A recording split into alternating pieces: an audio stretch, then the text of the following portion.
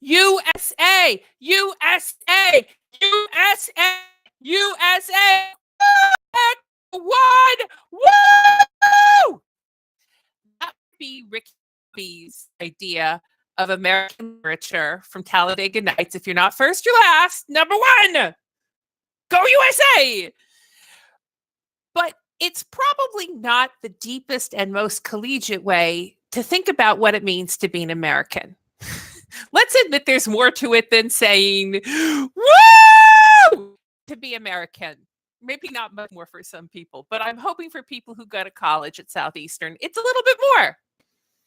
There might be some reason to think that there is a whole lot of complicated ideas about what it means to be American that need to be thought about, because we are really a country like very few. We are a country that is based on the essence of an idea. If you live in Belgium, that's not the case for you. I'm not saying Belgium is a bad country, but I am saying that the reason Belgian is because they happened to be in the path of multiple invading armies in multiple directions going across Europe, and their ancestors ended up being there. They speak either French or Flemish, which is kind of Dutch with some French on top of it. And they have been there for thousands of years. They belong to a medieval system, no doubt, or they belonged to a contemporary and more egalitarian system than the feudal system. They didn't have an American creed or a Belgian creed in their case, like we do. And I'll explain what I mean by an American creed. In Belgium, you could talk about blood and soil as being the reasons why you're there. Soil because your family has literally plowed the soil or done something on the soil for possibly as many as 6,000 years. Or blood because your people from around there, they really are really for thousands of years from around there. Well, I'm not saying that's a reason not to love Belgium, but it's not a philosophy. It's not a way of inventing what it means to be free. It's not a love story for humanity. I hope you like love stories, because while we're not going to be reading anything that's a traditional romance novel, I dare say that the works we're going to be reading are in one way or another a conversation about what it means to be free in America, what it means to love America, although quite frankly, you will be walking into many lovers in these. It does not mean the same thing to be an American as it does to Ricky Bobby for everyone. For instance, if your ancestors got here shackled on a slave ship, it might be hard to fully endorse the idea of American freedom. If you are a person of Native American, Indian, tribal, the West isn't romantic to you. Maybe it's a nightmare. If you're a woman and you weren't even considered good enough to vote until 1920, maybe America doesn't feel like it 100% belongs to you. Maybe you're an immigrant and maybe you came here because of so many beautiful things. And maybe you came here in fear of being a stranger in a strange land.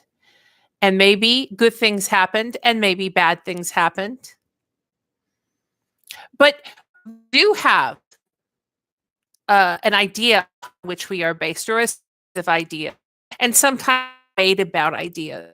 But one of the things that Martin Luther King said is the purpose of America is free. And with this idea of freedom, and wrestles with a number of other things that make it specific and distinct from being European. One of the subjects of this class, apart from the American idea, which is one subject we're going to cover, will be the idea of the development of something that could be called truly an American literature, because we start out with a European literature or Native American literature or an African oral history that did not include a written literature for the most part. And we ended up making something which is distinct from the places that were the original homelands of all the people who are here. We have a literature that belongs to us collectively.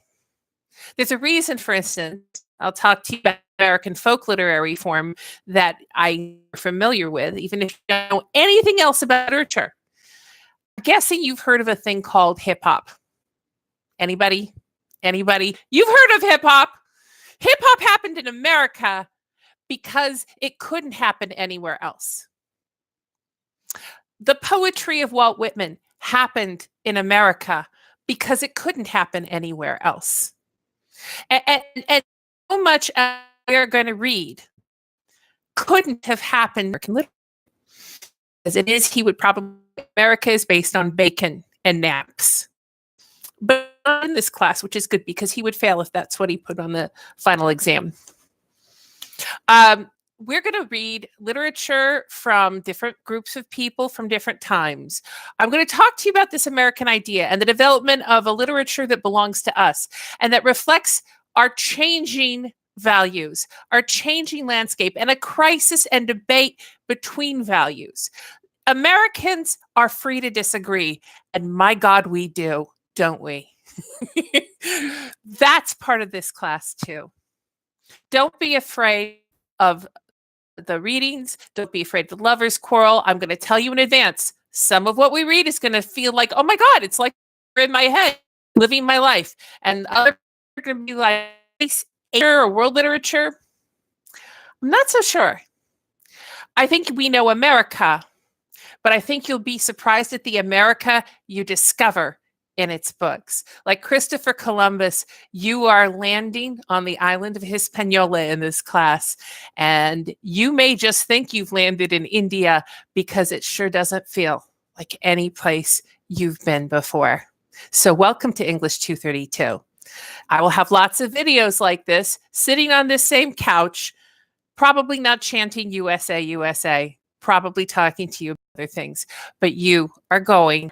You may not feel it, but I promise you, one thing we are really good at in America is the frontier. That's about what you're going to right now. I look forward to trekking through this wilderness with you. Thank you.